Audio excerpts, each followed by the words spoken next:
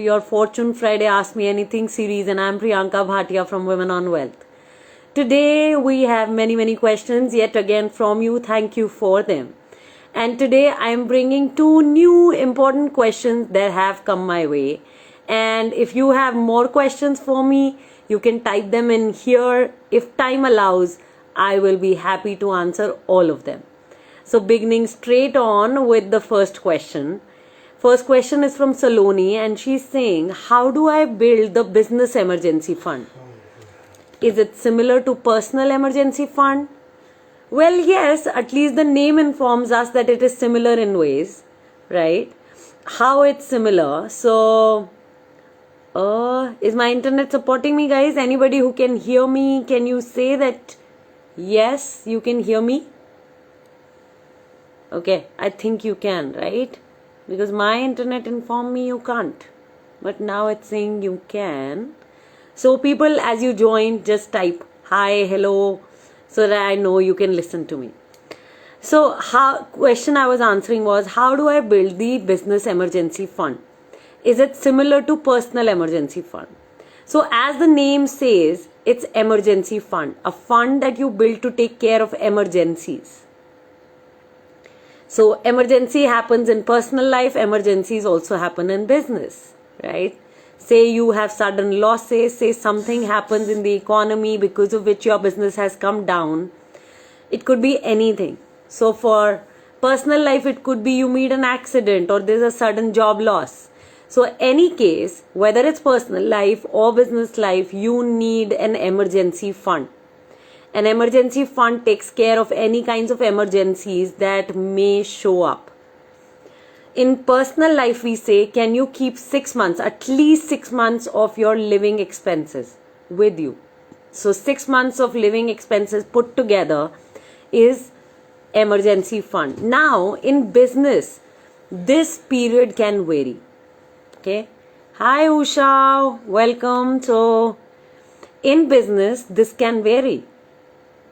So say you are in a kind of business, a startup say, which is really right now just beginning to take off. Now there will be periods where you will not earn money, but there will be business expenses to take care of. Example, rent, example, salaries, example, any payments for any tech services, etc. So, it also depends on the stage your business is in. So if you are a startup, you really need the emergency fund. If you're in the growth phase, then also you need the emergency fund. May not be that much, but you still need it. So at different stages of the business, you need emergency fund of different amounts. Startup level, it's the most essential, because you may not have enough business. There may be other things that show up. All of a sudden, some competition shows up and your business is wiped out. It could be anything. So make sure you have a business emergency fund. Now, the amount of business emergency fund will depend on the type of business. Do make sure you have a business plan that tells you how much money do you need, right? How much money do you need for the business So A, you need cash flow, right? So you need money to take care of any cash flow situation. B, if there's any expansion that you're doing, you need money for that, right? You need money for expansion. So it's all of that: expansion, cash flow, making sure you have a business plan in place, making sure you're mapping the finances, and then, yes, deciding on the many months of emergency fund you need to keep. 6 months, 12 months, 3 months, depends on the type of business you are in. If your business is very volatile, then, well, think about it. Okay?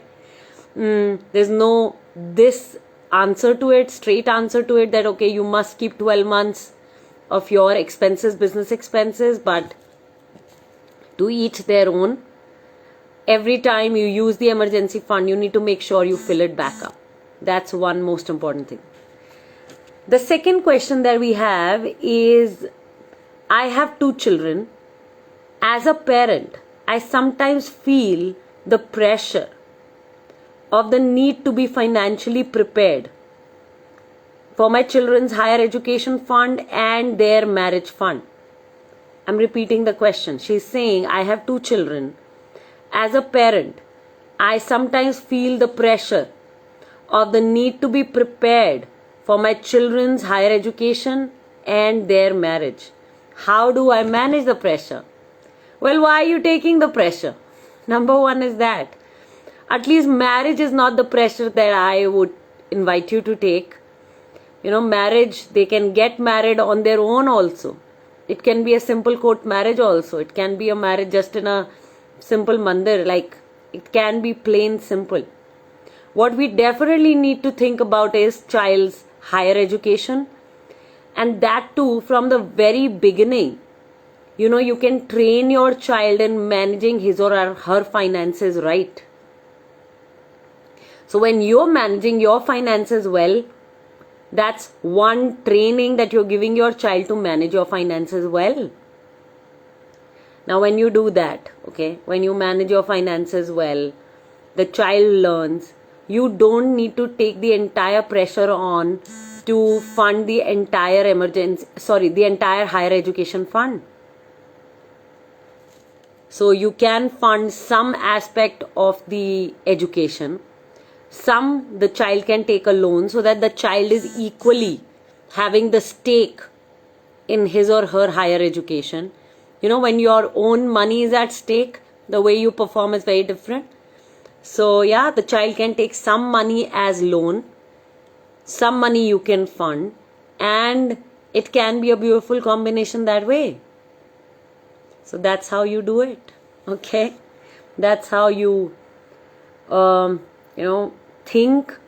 That's how you deal. That's how you operate with money. So then the pressure is gone. And if you have a financial system in place, then the pressure is completely gone, because you know that if you follow the system, you're going to get there. It's your blueprint to getting there. So yeah, I would say just follow the system, follow the blueprint. There's nothing to worry about. And if you don't have a blueprint or a system, then yes, you need to learn it, implement it in your life, and then use it. That's how you do it. Okay. Hi Alina, welcome. I am glad you guys are here. So thank you so much guys for listening, participating. I trust you got value from today's Ask Me Anything series. Any other questions that you have for me to answer? I'm right here. I can be here for the next 2-3 more minutes before I close. So any questions? Hi Alvi. Welcome. I'm loving my women jumping in to say hello. What an absolute privilege that is.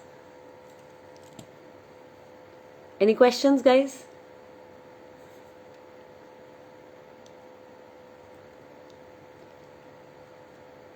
Okay.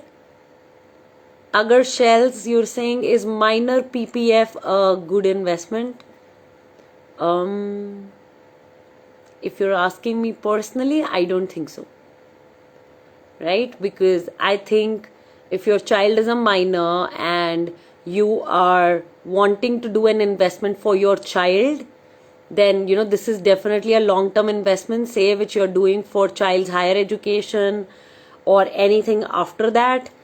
So there are many good investment instruments which can give you returns which are far better than PPF. So why not do them? Right? There are mutual funds, there are stocks, there are bonds, there are other investments which are better than PPF. And for a minor child, if you know how to build an investment portfolio, those will be more fruitful investments. That's how I would say it. Okay, Usha, while we want to give them everything, also I am one of them. But at the same time, we need to take care of our own pressures too. Start being practical. Absolutely. Take care of your own pressure. You don't need to really flood yourself with all these goals. Some goals even the child can take care of. So yeah, take as much as you can really digest, right? Eat as much as you can really take care of.